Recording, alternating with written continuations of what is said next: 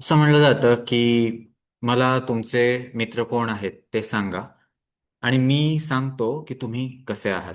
आता मित्र म्हणजे काय? इथं मित्र या अर्थानं शब्द वापरलेला असू शकतो की अशा व्यक्तींना आपण बघायचं की ज्यांच्याकडं आपण नॅचरली ग्रॅव्हिटेट होतो. आणि याच्यावरून अशा व्यक्ती कशा आहेत, त्यांचा स्वभाव काय आहे, ते कसं काम करतात, त्यांची पद्धत कशी आहे वागण्याची, याच्यावरून आपण आयडेंटिफाय करू शकतो की आपण कसे आहोत. असं का? एकतर ही प्रोव्हर्ब दोन पद्धतीने वापरता येईल. एक, आपल्याला समजा एखाद्या व्यक्तीबद्दल जाणून घ्यायचं असेल, तर त्या व्यक्तीला जाणून घेण्यासाठी आपल्याला ही प्रोव्हर्ब वापरता येईल. पण जास्त महत्वाचं आहे, आपल्याला स्वतःला जाणून घ्यायचं असेल तर त्यासाठी ही प्रोव्हर्ब वापरता येईल. आणि म्हणून आपण फक्त ऑब्झर्व करू शकतो की आपल्या आपल्या आजूबाजूच्या लोकांमध्ये असे कुठले लोक आहेत जिथं आपण जास्त ग्रॅव्हिटेट होतो नॅचरली, हे आपण ऑब्झर्व करू शकतो. आधी आपण वेगवेगळे सिनारिओ डिस्कस करू. एक सिनारिओ असू शकतो की आपण अशा व्यक्तींच्या संपर्कात सतत असतो जे खूप प्रॉडक्टिव्ह आहेत, जे हायली सक्सेसफुल आहेत, ज्यांचे अनेक बिझनेस आहेत, किंवा जे सतत इनोव्हेटिव्ह कामं करतात, जे सतत क्रिएटिव्ह वर्क करतात. अशा काही व्यक्ती असू शकतात.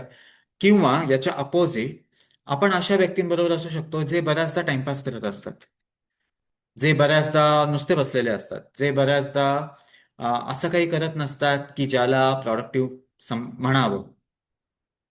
मग आपण ओळखू शकतो की आपल्यामध्ये हिडन टेंडन्सीज कुठल्या आहेत. जर आपण नॅचरली अशा व्यक्तींच्या संपर्कात जास्त असू जे सतत कार्यशील असतात, तर याचा अर्थ आहे की आपल्या कार्यशीलतेची ऊर्जा जास्त आहे. पण जर आपण अशा व्यक्तींच्या संपर्कात जास्त असू जे जे तितकेसे कार्यशील नाहीत, तर आपण ओळखू शकतो की आपल्यामध्ये अकार्यशीलतेची ऊर्जा जास्त. असंच समजा आपल्याला ज्या व्यक्ती आवडतात त्या गॉसिप करणार आहेत. त्या 1 तास 2 तास कुणाबद्दल तरी काय कशाबद्दल तरी सतत कुरकुर कुरकुर करू शकतात. जर आपण अशा व्यक्तींमध्ये बसू शकत असू तर त्याचा अर्थ आहे आपल्यामध्ये गॉसिपच्या एनर्जी खूप जास्त आहे. जर याच्या अपोजिट असेल, समजा आपण ज्या व्यक्तींकडे नॅचरली ग्रॅव्हिटेट होतो त्या व्यक्ती गॉसिप्स करत नाहीत, किंवा आपण अशा व्यक्तींच्या समूहात बसलेलो आहोत जिथं 2-3 जण गॉसिप करत आहेत पण आपल्याला तिथं अनकम्फर्टेबल वाटत आहे, आपण तिथून उठून जात आहोत, याचा अर्थ आपल्यामध्ये त्याच्या अपोजिट एनर्जीज आहेत, म्हणजे आपल्यामध्ये गॉसिपच्या एनर्जीज नाहीत. ठीक आहे. त्याच्यामुळं आपण कुठल्या व्यक्तींकडे अट्रॅक्ट होतो याच्यावरून आपल्याला समजतं की आपल्यामधल्या हिडन क्वालिटीज काय आहेत. आणि म्हणून ही टेस्ट खूप छान आहे. असंच आपण वेगवेगळ्या गोष्टी बघू शकतो, पण मग मुळात याची गरज काय की आपण इतरांच्या वरून स्वतःची टेस्ट घ्यावी? आपल्याला स्वतःबद्दल नाही का समजत? उत्तर आहे, नाही समजत. ही फॅक्ट आहे. आपल्याला जेव्हा आपण स्वतःमध्ये डोकावून पाहू तेव्हा बऱ्याचदा ती गोष्ट दिसत नाही सहजासहजी जी ऍक्च्युअल मध्ये आहे. पण तीच गोष्ट आपल्याला इतर व्यक्तींमध्ये सहज दिसते. फक्त यासाठी एक गोष्ट आवश्यक आहे, ते म्हणजे चूक आणि बरोबर हा गॉगल काढून बघायला पाहिजे. आपल्याला ऑब्जेक्टिव्हिटी मेंटेन करावी लागते. ऑब्जेक्टिव्हिटीचा अर्थ आहे फॅक्ट्स काय काय घडत आहे, एवढंच. म्हणजे एखादी व्यक्ती अनेक व्यक्तींबद्दल काही ना काहीतरी कुरकुर करत आहे, याला चूक किंवा बरोबर, या परिस्थितीमध्ये हे असं, या परिस्थितीमध्ये हे असं, हे सगळं न करता आपण ओळखायला हवं की ठीक आहे, फॅक्ट काय आहे, ही व्यक्ती या अनेक व्यक्तींबद्दल बोलत आहे आणि मी तिथं रमत आहे. मी माझा मित्र किंवा अशी व्यक्ती मला जवळ असावी वाटते, याचा अर्थ काय? याचा अर्थ त्या क्वालिटीज आपल्यामध्ये आहेत. As simple as that. समजा आपण ज्या चर्चा करतो त्याच्यामध्ये अशा चर्चा होत आहेत की जग किती अवघड आहे, किंवा सगळीकडे किती वाईटच सगळं सुरू आहे, याचा अर्थ आपल्यामध्ये डिप्रेसिव्ह एनर्जी जास्त आहे. पण अशा चर्चांमध्ये आपण रमत असू की जे म्हणतात हा प्रॉब्लेम आहे पण याच्यावर ही गोष्ट करता येईल, ही गोष्ट करता येईल, या व्यक्तीनं असं काही केलं आणि त्यानं मोठी गोष्ट मिळवली, तर आपल्यामध्ये या सक्सेस रिलेटेड एनर्जी जास्त आहेत. ठीक आहे. ही इतकी अमेझिंग गोष्ट आहे की आपल्याला काय करायचंय, आपल्याला फक्त चेक करायचंय आपण कुठल्या व्यक्तींमध्ये रमतो. नॅचरली आपण कुठल्या व्यक्तींच्या जवळ जातो. आणि हे कुठं कुठं जाऊ शकतो. जर मोठी फॅमिली असेल तर आपण चेक करू शकतो की मोठी फॅमिली आहे, 10-15 व्यक्ती आहेत, म्हणजे क्लोज फॅमिली म्हणत नाही, एक्सटेंडेड फॅमिली वगैरे पकडून. पण 10-15 व्यक्ती आपल्या जवळच्या वाटणार नाहीत आपल्याला, त्यातल्या 2-3 व्यक्ती आपल्या जवळच्या वाटतील, 3-4 व्यक्ती वाटतील. आपण चेक करायचं त्यांच्यातला कुठला स्वभाव किंवा त्यांच्यामध्ये कुठल्या कुठल्या टेंडन्सीज आहेत. त्या टेंडन्सीज आपल्यात आहेत म्हणून आपण त्यांच्या जवळ आहोत. एक्झाम्पल अजून एक, काही व्यक्ती अशा असतात ज्या डिसिप्लिन असतात किंवा ज्यांना डिसिप्लिन आवडत असतो. काही व्यक्ती अशा असतात ज्यांना डिसिप्लिन अजिबात नको असतं, उलट त्याचं बर्डन वाटतं. आपण चेक करू शकतो या दोन पैकी कुठल्या व्यक्तींच्या सहवासात आपण जास्त सहजतेनं सामावले जातो. जर आपण डिसिप्लिन आवडती अशा व्यक्तींच्या सहवासात जात असू, याचा अर्थ आपण इंटरनली डिसिप्लिन आहोत. ठीक आहे. आता याच रिलेटेड अजून एक गोष्ट, कधी कधी आपल्या आजूबाजूच्या व्यक्ती आणि फक्त व्यक्ती नाही तर आपल्या आजूबाजूचं वातावरण आपल्याला खूप जास्त इन्फ्लुअन्स करतं. म्हणून master shock oxy psychic self defence या कोर्समध्ये आपण शिल्डिंग बनवायला शिकतो. समजा आपल्या आजूबाजूला भरपूर अशा व्यक्ती आहेत ज्या ठराविक पद्धतीने विचार करत आहेत आणि आपल्याला असं लक्षात येतंय की माझे विचार या व्यक्तींमुळे खूप अफेक्ट होत आहेत. तर आपण सिंपल आपल्या आजूबाजूला शील्ड तयार करू शकतो जेणेकरून त्यांचे विचार आपल्याला त्रासदायक नाही होणार किंवा आपल्याला इन्फ्लुअन्स नाही करणार. ऑफकोर्स हे प्राणिक सायकोथेरपीमध्ये पण आपण करतो. सायकिक सेल्फ डिफेन्समध्ये आपण अजून सिव्हिअर कंडिशनसाठी शील्ड बनवतो, पण हे प्राणिक सायकोथेरपीमध्ये पण करतो. असं का? याची आवश्यकता का असते? एक तर असं कायम आयुष्यभर करायचं असतं, सगळ्याच्या सगळे दिवस करायचं असतं असं नाही. पण काही सिच्युएशन्समध्ये जाताना शिल्ड आपल्याला मदत करतं. एक्झाम्पल, आपण प्रवासाला चाललेलो आहोत आणि आपल्याबरोबर 7-8 जणांचा ग्रुप आहे. आणि अचानक त्यांचे ठराविक टॉपिक्स चालू झाले आणि आपल्या लक्षात येत आहे की मला हे बोलायचं नाहीये. पण मला आता तिथे इंटरेस्ट वाटायला चालू झाला. आता आपण काय करू शकतो? आपण स्वतःभोवती शील्ड टाकू शकतो आणि मग चेक करू शकतो की आता मला त्यांच्या बोलण्यात जे विषय आहे त्याच्यामध्ये किती इंटरेस्ट वाटतो. जर अजून सुद्धा इंटरेस्ट आहे तर आपल्यामध्ये खूप स्ट्रॉंग त्या एनर्जीज आहेत.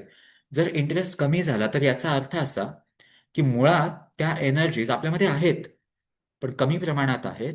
पण त्यांच्या इन्फ्लुएन्समुळं आपण वाहवत जात आहोत. ठीक आहे. कधी कधी फॉर एक्झाम्पल सोशल मीडियावर ठराविक लोक ठराविक पद्धतीच्या पोस्ट तयार करतात आणि पोस्ट करतात आणि आपण पण तेच करतो. पण आपण चेक करू शकतो की त्याच्यामध्ये आपण किती खरंच कम्फर्टेबल आहोत किंवा ठराविक पद्धतीचे फोटो पाठवताना आपण काय करत आहोत, आपण एका ठराविक पद्धतीनं ते पाठवत आहोत का, याच्यातून आपल्या लक्षात येईल की आपण इंटरनली काय आहोत. म्हणून आपण कुठल्या व्यक्तींच्या सहज सहवासात जातो याच्यावरून आपल्याला हे कळतं की आपण इंटरनली कसे आहोत. मग याची पुढची स्टेप काय? याची पुढची स्टेप अशी आहे का की समजा काहीतरी फॉल्टी किंवा त्रासदायक किंवा फारशा चांगल्या नसलेल्या एनर्जी सापडल्या, तर आपण असं म्हणायचं की अरे च्या आता ही गोष्ट माझ्यात आहे, असंच होत राहणार. नाही. याचा अर्थ असा की आपल्याला एक टेस्ट मिळाली की या गोष्टी मला माझ्यातून बदलायच्या आहेत. याच्या उलट आपल्याला जर हे लक्षात आलं की या एनर्जीज आपल्यामध्ये चांगल्या आहेत, मग आपण शांत बसायचं का? नाही. परत एकदा त्या एनर्जीज वाढवायला, एन्हान्स करायला आणि त्या प्रज्वलित करायला आपल्याला मेहनत घ्यायला हवी. एक्झाम्पल, आपल्याला सहज आवडतं की बिझनेसमॅन बरोबर बसावं आणि त्यांच्या चर्चांमध्ये सहभागी व्हावं आणि आपली इनपुट्स पण द्यावीत आणि आपण ऐकावं, हे सगळं आपल्याला इंटरेस्टिंग वाटतं. चांगली गोष्ट आहे. याचा अर्थ आपल्याला बिझनेस रिलेटेड गोष्टी हव्या आहेत.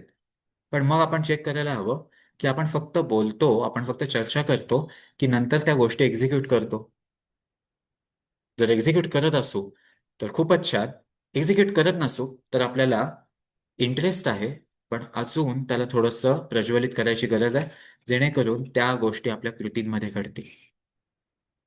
ठीक आहे. म्हणून ही जी प्रोवर्ब आहे त्याचा आपण अगदी छान पद्धतीने वापर करून घेऊ शकतो. आपण फक्त ओळखायचं की आपण कुठल्या पद्धतीच्या व्यक्तींकडं जास्त अट्रॅक्ट होतो. एका व्यक्तीकडे नाही, अनेक व्यक्तींकडं, कुठल्या कुठल्या पद्धतीच्या व्यक्तींकडं. आणि त्याच्यातून आपल्याला कळतं की आपल्या इनर क्वालिटीज काय आहेत. आणि त्याच्यातून हे सुद्धा कळतं की आपल्याला कुठं बदल घडवून आणायचे आहेत, कुठल्या गोष्टी बदलायच्यात आणि कुठल्या गोष्टी अजून स्ट्रॉंग बनवायच्यात. ठीक आहे. तर आता हीच गोष्ट आपण लक्षात ठेवू. पण आता आपण थोडंसं इनर वर्ल्डच्या बाबतीत बोलू, जे आपल्याला मेडिटेशन ट्विन मध्ये आजच्या ट्विन मध्ये वापरायचे. जे आता आपण बोललो आपल्याला कुठल्या व्यक्ती आवडतात, हे व्यक्तींच्या बाबत आहे, ज्या व्यक्ती आपल्याला डोळ्याने दिसतात. पण आपण प्राणिक मध्ये शिकलेलो आहोत की आपल्याला दृश्य शरीर असतं आणि तसंच एनर्जी बॉडी असते जी इनविजिबल असते. थोडक्यात असं की इथं जर एखादी वस्तू घेतली आपण, तर ही दृश्य वस्तू आहे, पण याला एनर्जी बॉडी पण आहे. मग असं असू शकतं का की ठराविक बीइंग्स, ठराविक एंटिटीज आणि ठराविक ऑब्जेक्ट्स, त्यांना एनर्जी बॉडी आहे पण त्यांना फिजिकल बॉडी नाही? हो, असं असतं. काही एंटिटीज अशा असतात ज्या फिजिकली खूप छोट्या दिसतात पण त्यांची एनर्जी प्रचंड मोठी असते. अशा काही व्यक्ती असतात ज्या फिजिकली एकदम सामान्य दिसतात पण त्यांची एनर्जी खूप मोठी असते, जबरदस्त असते. पण अशाही अनेक, प्रत्यक्षात फिजिकली जितके लोक आहेत आणि फिजिकली जितक्या वस्तू आहेत त्याच्यापेक्षाही जास्त इनव्हिजिबल एनर्जी वर्ल्डमध्ये बीइंग्स, एंटिटीज आणि ऑब्जेक्ट्स असतात. जसं आपण मगाशी नियम बघितला की आपण नॅचरली अशा व्यक्तींकडं अट्रॅक्ट होतो ज्या क्वालिटीज आपल्या आतमध्ये आहेत, तसंच इनर वर्ल्डमध्ये असे ऑब्जेक्ट्स आणि अशा एंटिटीज आपल्याकडे अट्रॅक्ट होतात आणि ऑफकोर्स आपण पण त्यांच्याकडे अट्रॅक्ट होतो ज्या क्वालिटीज आपल्यामध्ये आहेत. आणि म्हणून जेव्हा आपण ट्विन हार्ट्स करतो तेव्हा जर आपलं इंटेन्शन असेल की जेव्हा आपण ब्लेसिंग देत आहोत तेव्हा आपण स्वतःला शांततेचं माध्यम घडवत आहोत, तर ऑटोमॅटिकली असे बीइंग्स येतात जे शांततेने भरलेले आहेत. आणि जर आपण हे वारंवार करत असू तर त्यातले काही बीइंग्स, काही एंटिटीज आपल्या आजूबाजूला थांबतात किंवा आपण जिथं वारंवार करत आहोत तिथं थांबतात. समजा आपण म्हणत असू जिथं निराशा तिथं आशा, याचा अर्थ आपण रिपेल करत आहोत निराशाजनक एंटिटीजना आणि आपण अट्रॅक्ट करत आहोत आशादायी एंटिटीजना. आपल्याला समजा एखादी गोष्ट करायची आहे पण आपल्याला गॅरंटी आहे की ही आपल्याला जमणार नाही, ही थोडक्यात निराशा आहे, ही थोडक्यात अश्रद्धा आहे.